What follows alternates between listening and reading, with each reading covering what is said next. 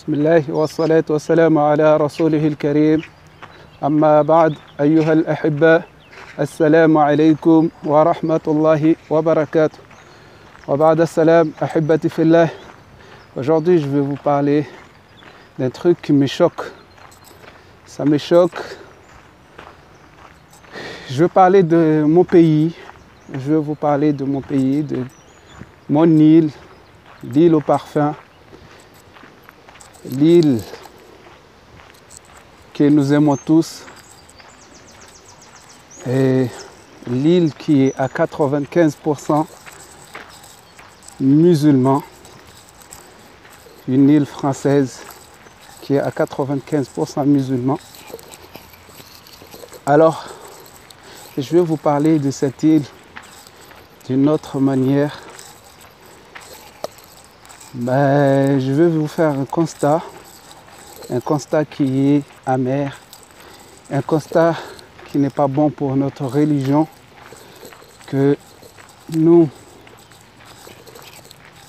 on est musulmans et l'islam, il y a des règles, il y a des limites. Si on dépasse les limites, on est sorti du cadre de l'islam. On est sorti de l'islam carrément. Donc, pour rester dans l'islam, il faut respecter les cadres. Il faut respecter les cadres. Et parmi les cadres, c'est quoi?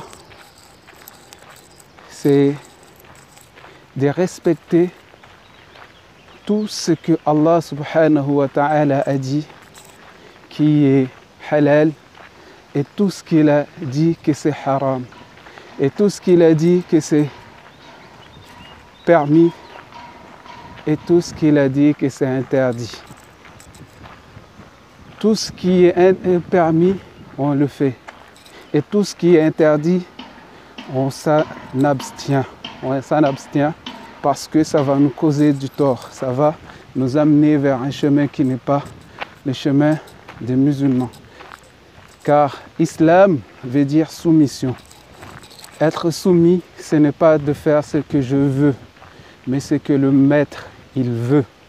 Être soumis, c'est se soumettre aux règles du maître. Le maître a dit ça, je fais ça. Le maître a dit ça, de ne pas faire, alors je ne fais pas. Nous, qu'est-ce qui se passe? En ce moment, je vais parler de la tradition. Nous, on a notre tradition, on a notre culture. Les Mahorais, les Comoriens, ils ont leur tradition, ils ont leur culture. Nous, les Mahorais, on a notre culture, on a notre tradition.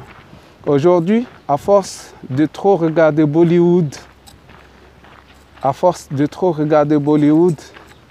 tous les Mahoraises, quand elles se marient, elles se transforment en hindous. Hindou, c'est malheureux, vraiment malheureux, c'est vraiment triste de voir une musulmane qui s'habille comme les Indiennes, pas n'importe quelle Indienne, mais les Indiennes qui ne sont pas musulmans, les hindous. Les mouchriks, les adorateurs de feu, et mettre même des points sur le visage, mettre comme les Indiennes, hindous, les mouchrikoun, les associateurs indiennes, quand elles se marient, alors les musulmans mahorais s'habillent pareil. C'est vraiment triste. C'est vraiment triste, mais c'est la réalité.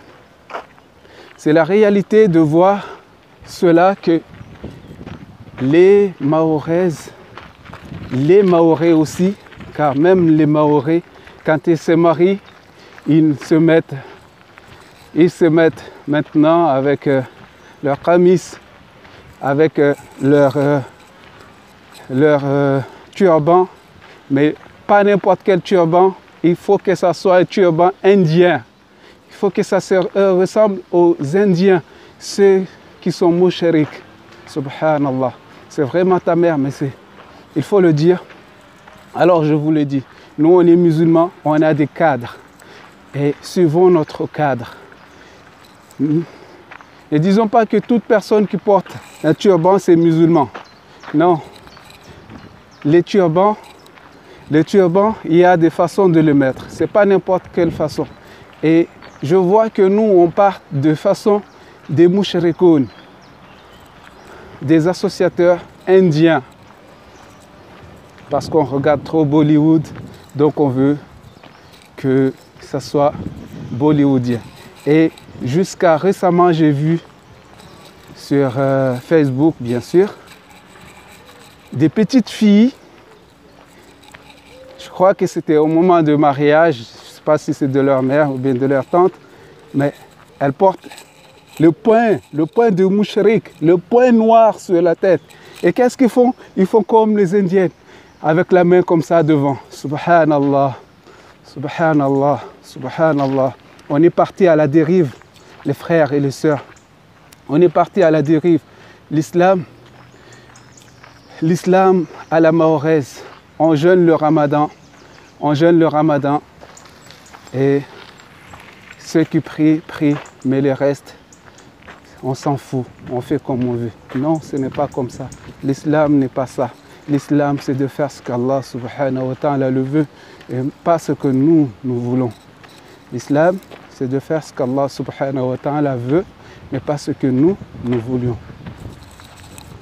Alors, respectons le cadre. Quand vous vous mariez, c'est les vacances là, beaucoup vont se marier. Lorsque vous vous mariez, respectez le cadre de l'islam.